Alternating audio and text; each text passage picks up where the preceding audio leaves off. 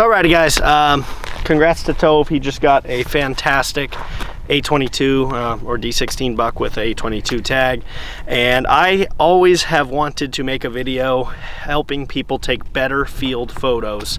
You know, me and Tove, between the two of us, have been hunting a really long time, especially when you combine the years, so it's one of those things that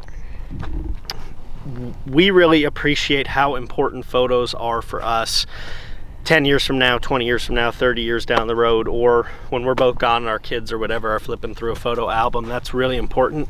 And I see a lot of guys that don't take the best photos, and it's not their fault, they just, I don't think, know how. So we're gonna today give you some tips that will really help your photos be better. And it's one of those things where you're gonna have to practice and get better over time, but I'm gonna show you some steps that help. So first things first, when you get a deer out of the car, we got Reagan sniffing around, you're gonna have them usually laying flat like this. Now what a lot of guys will do is they'll just sit down here and do this, you know, which, I mean, it's a photo, yes, but it's not a good photo. Now if you look at this deer, if you come in here, there's kind of some watermarks and a little bit of blood. So I always recommend, if you're able, to have a water jug and a hairbrush handy, so that way you can kind of clean up the hide. So here's just a little bit of blood, so we're gonna get some water in here, and then we're gonna get in here and brush the hair.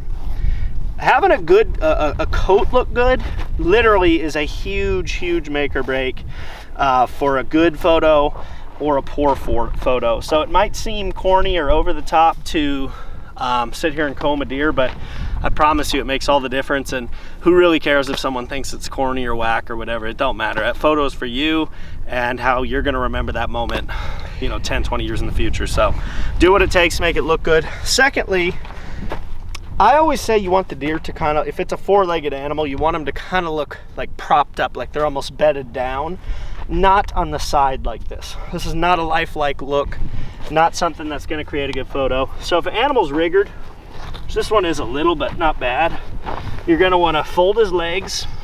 It's harder by yourself, but you can still do it. You're gonna wanna roll them up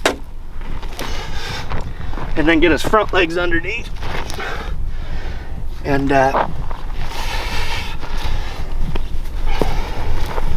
basically, I mean, it's not perfect by myself, but as you can see, I mean, that's significantly better than it was just a couple minutes ago on its side.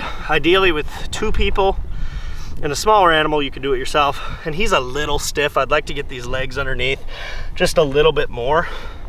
But most photos are gonna be cropped anyways, so you'll probably only get really about here forward in most cases. Now, where I like to sit is get them propped up, get those shoulders rolled forward, and then, Tove, if you were taking photos, go like, you know, over here and down low.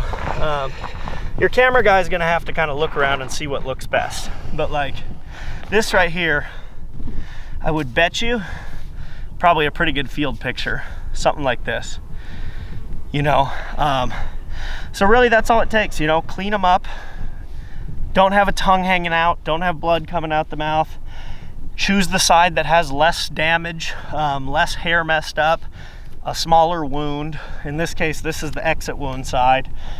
Looks a lot better on this deer, so we have him facing the proper direction. And then as far as a bow goes, usually I'll either prop the bow like on myself, or on a deer like this, what I did with Ted's bow, I'll put the photo in right now, but I kind of prop it on the body. You see a lot of people do this, or like hold the bow like real awkward. I'm never a fan of that. I like to either lay it down or shoot it like this, or if you're gonna hold it, I like to do it on the opposite side. And I don't like to hold the antler either. I like to get them on the neck and hold the bow like this if you're gonna go that route. So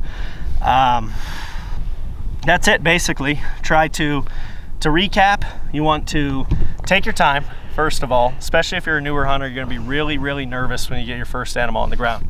Take your time, take good photos, and make that memory last forever. And then you're gonna wanna clean them up, pick the good side, prop them up, kind of like they're bedded down.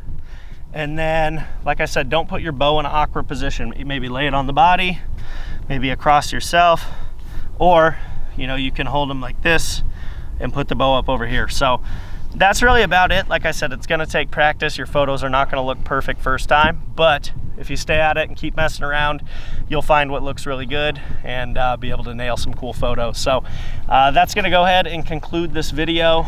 I might do another one in the future, but I hope this one helps. And yeah, subscribe, like the video, and we'll see you guys in the next one.